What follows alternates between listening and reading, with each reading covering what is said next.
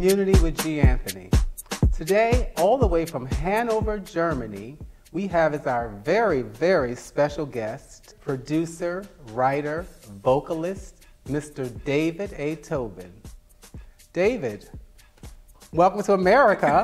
Thank you. Well, welcome back to America. Back to America. And welcome to the show. Well, thank you for having me on the show. It is such a great pleasure to have you just come and sit down and spend this time with us. You know, I really appreciate it. I just want to let you know that right from the start. I'm glad to be here. Thank you for asking me. I appreciate it. Yeah. So, tell me, now you're born in America, Yes. moved to Germany in the 90s? I think actually I started going to Germany in like 1995, 96 on tours. I was going, come back. And on one of the tours I met who would later become my manager. Mm-hmm. And she said, let's try to do something here. And we did with 3 guys. And we were going back and forth, and it was crazy. What kind of tours were you doing? We were doing gospel tours, the Harlem Gospel gospel tours. singers, yeah. And Mm-hmm. I was the choral director and the vocal arranger. Okay. But after all that happened, that was 10 years of my life doing that. So we decided So you did that for 10 years? For 10 years of that, which was amazing to see a lot of the world and to do that. But then that's different than living there because you're always going back to America. Right. But I was thinking about this, but now I've been living there for 12 years. Mm-hmm. And from the 3-guy group to doing other stuff. And it's been really, I think, a great part of my career to add on to what you can do. Because when you leave America, at least for me, Mm-hmm. it gave me a different sense of self and art, what's possible.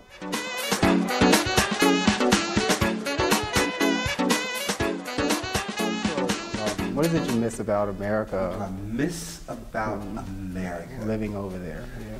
After 12 years, it's not a lot that I miss as far as like the obvious food and stuff. No, I don't anymore. I think the thing that I miss about America, especially New York, is that energy that New York has, that creative. Feel you walking down the streets of Manhattan, just be inspired by something that they don't have. They don't have that, even in Berlin, which is really the center of art and everything. It's not that energy that you would experience here in New York, or even in LA, or wherever you would go in America that has a real big music and art culture. They just don't have that energy. That's what I miss, that energy. Is that because they're not culturally active, or they're involved in their sort of like historical types of music and creative arts? To answer your question, I have to tell you this, and then you'll understand. If you go to most Americans and you say, how many people live in your town, and what is your town famous for? They go, I don't know how many people live in my town. I don't know about how it's famous for. Any German, if they're 5, if they're 105, they know how many people live in their town, what their town is famous for, who founded it. They know everything about their place they live. Okay. And culture in that way comes from their history. As far as the culture is concerned, it's just different. It's just different. It's just so different how they express they express their creativity in different ways, like in beer. They have a lot of beer. They have a lot of beer. They spend a lot of time creating beer. Beer is cheaper than water.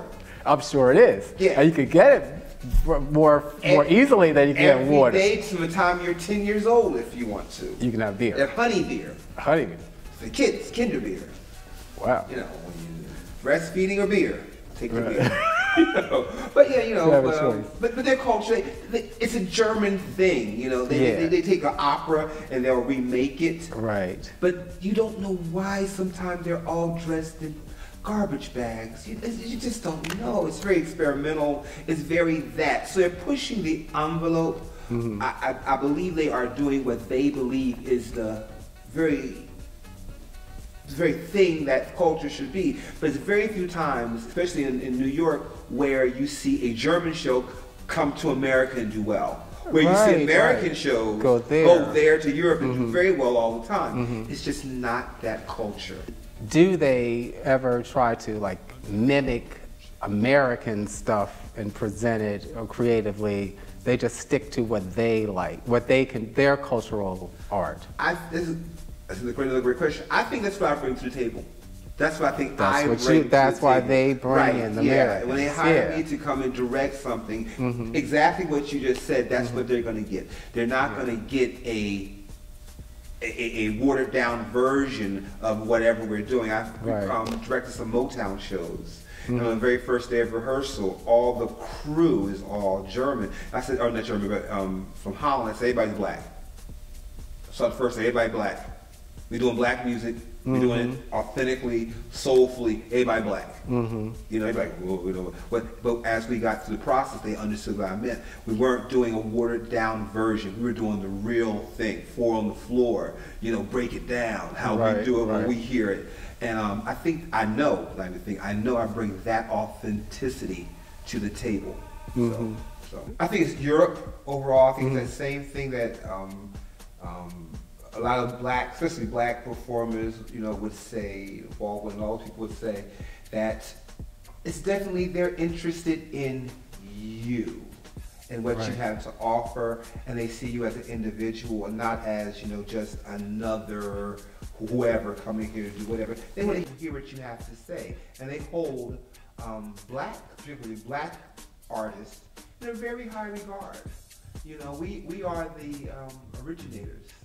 We are. We are, and they know it. They're not trying to. They may like Elvis, but they love Chuck Berry. They may like Pat Boone, but they love James Brown.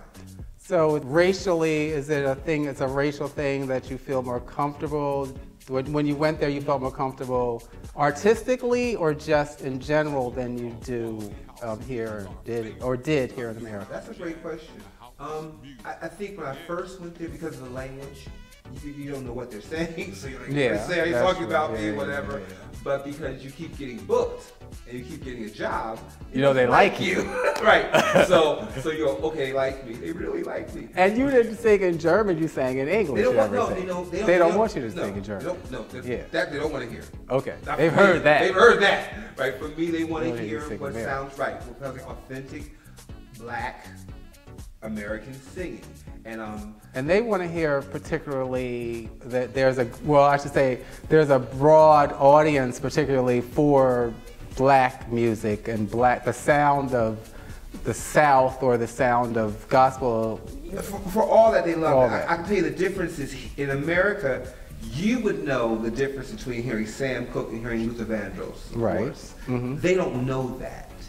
They don't know if it's Earth, Wind and Fire or if it's Kool and the Gang. They know it's not European, they're black. They don't know all the names, but they know what it is. Whereas when you go to Amsterdam or Holland, they know the name, the year it was recorded. So even though it's Europe, every pocket is different about black music. Germany loves it. They love how it sounds, they love it, but they may not know all the names. They know who Diana Ross is. Yeah, of course. But you know, and Tina Turner, they know she lives there now. Yeah, she's in Switzerland. Yeah, right. I had tea with her the other day. She's such a nice lady. I like her. But yeah, so it's a good thing. I think going there was definitely an eye-opening experience.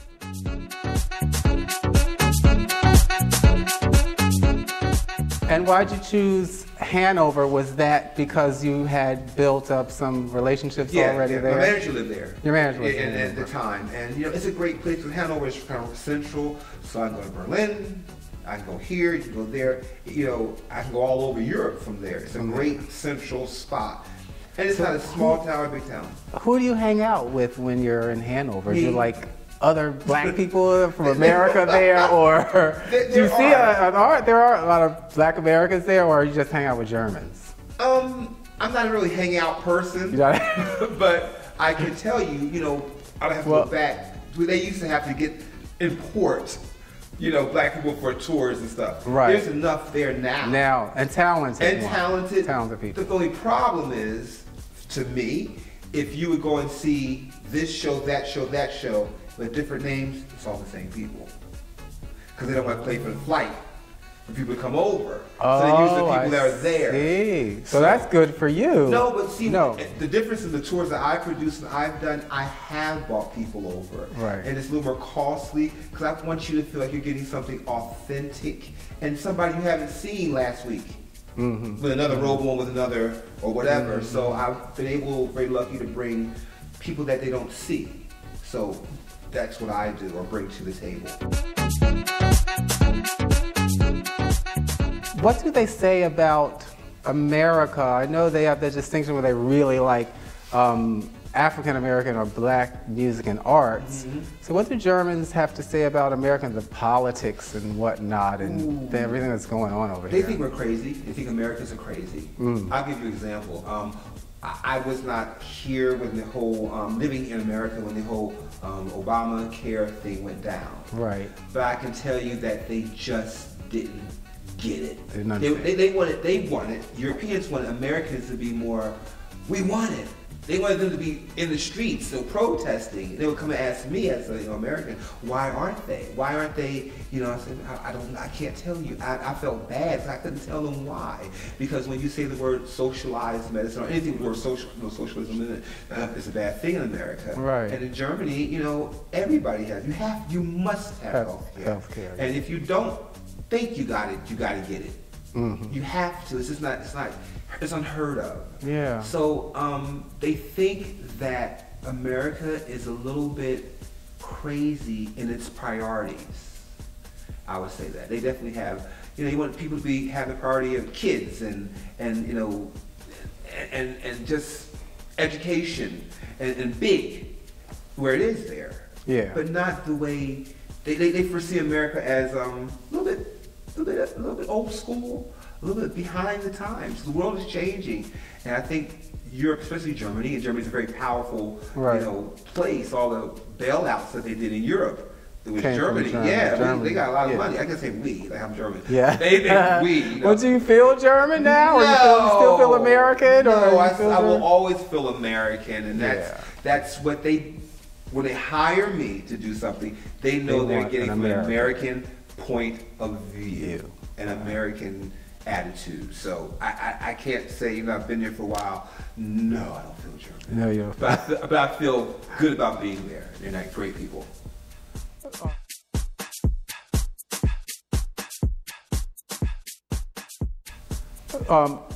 Are there Baptist churches in Germany, in Hanover, Germany? There are. Not in Hanover, in Berlin there are. In Berlin? Yeah, but like regular Baptist churches, like we went to.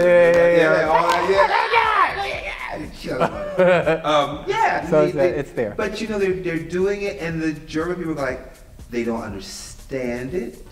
They don't get it. They go, but you like it, so But they know it's part of the black experience, a part of our culture. So they say, okay, they take it, but they're not. Church for them is funded through the government. So really? So in churches they have a collection plate and they want you to give and give good. In Germany, you can give if you want or you don't have to give. Wow. Because they're going to get paid. The pastors will make their set money, and that's how it is. And the government funds the operation of the churches. Yes. Wow. No, well, I didn't know that. That's interesting. Yeah. So it's just much different in that way. Is it just the music, or do they create other creative arts from African Americans? I know you direct a lot of musical theater over there. Yes. So do they have dramatic theater, from Lorraine's Hansberry plays or something like that, or are they just sort of focused on the musical? They're not really a musical. They're focused on American musical, like they'll do Hairspray and that kind of thing. Okay. But bringing more of a African American perspective or a show, you have to translate it. Because they wouldn't know. They don't have that culture. But I see. But they understand the music. They understand the music. Oh. But understand, there's certain things about we have never in America had war from another country on American soil. Yeah, Germans have experienced that. And so many times musically they understand that pain. They understand that kind of see. sorrow that is associated with our culture and what we've been through here in America. So they understand that. They get that part of us. They get that part of us. But when it comes to the real shows, they don't know. They don't know. They have their own shows. They have their own shows. Now, some of the musical theater that you have participated in as director, writer, tell us about some of those. I've done it for like 4 years now. I'm going to do another one.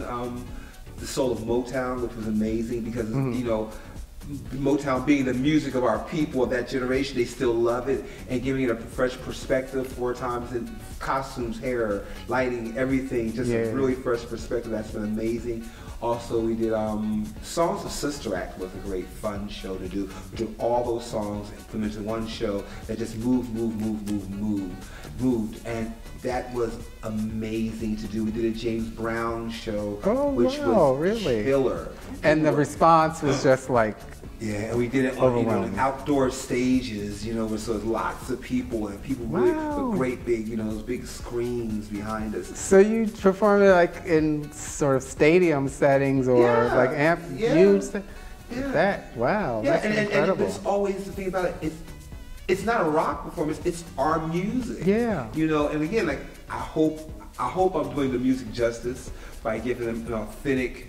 Yeah, I'm sure you are. Experience, you know. It's not a lot of shouting, you know, like that. Well, they keep hiring you. Do you think you could have been? Do you think you could have had a comparable success in America of some kind, as you've had or as you're having and enjoy in Germany now? Well, you know, before I went there, I've done some shows off Broadway. You know, at this theater, it's telling you how long ago it was. This theater isn't even there. It's not here in New York. It was the John Houseman Theater.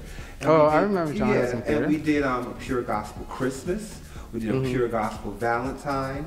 And we did also, I did a show where I took all the songs from Americana, like Home on the Range, you know, Yankee Doodle Dandy, and really did the new arrangements. So we did all that here, and you know, and we took it on the road, and then went on, you know, road somewhere in New Jersey, Philadelphia, New York area, and that did well. That did really well, but not as well as it would have done over there. No, I think there were two different audiences, and even now, I can't talk about it. We're working on some projects here again. You know, the internet and everything is wonderful now because I can be there and work on something here and be there and work on something here. So life has made a really great, or the internet has made life really great and easy. So it doesn't matter where I am. So even though I'm living there, I'm still working on things here. So I'm blessed. I'm very happy. Does like looking a particular way helps you express a particular type of music? It's sort of part of the is it the costume of it? It can be. It can be. But I think I've gotten to a place in my life now that I don't. Well, my look may change again, but I don't think so much anymore because I've come to be more sure of who I am. So it doesn't need to change that much. I can do an Afro wig sometimes just because it's fun or whatever, but it never changes as dramatic as it's changed before. You know. I'm a bear now. Okay. Be a bear. Right, okay. Yay, go Bears! Yay! This has been Community, and I'm G. Anthony. I'd like to thank you all for tuning in, and we'll be looking for David in the Sky, that star. Summer Sun. Look for Summer Sun. Oh, Summer Sun. Look for Summer Sun. Looking for Summer Sun. Released in June. So it's released worldwide on the internet. It'll be the internet. Well, you'll have the premiere. Yes, I'll have the premiere, and then we'll release the video, and then release the song everywhere. And you can watch the video right now. David Tobin's Summer Sun. Yay!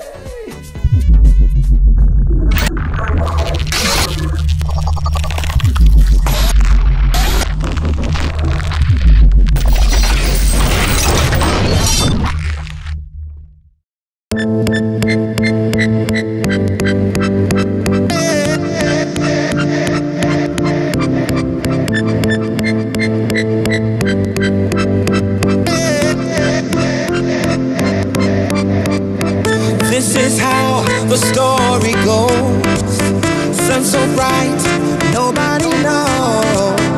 When I lose, when it's over, when I say so, I can tell that you want me. Can we stay inside this feeling? It may be the heat, but I like it, I love it. Oh, here comes the summer sun. Oh, I'm never gonna give it up. This is what we've been waiting for, and I love it, I love it. Oh, here comes the summer sun. Oh, I'm never gonna give it up. This is what we've been waiting for, and I love it, I love it. It burns my skin without warning. Kiss my lips, I wanna taste it. Never want it to go away. Want to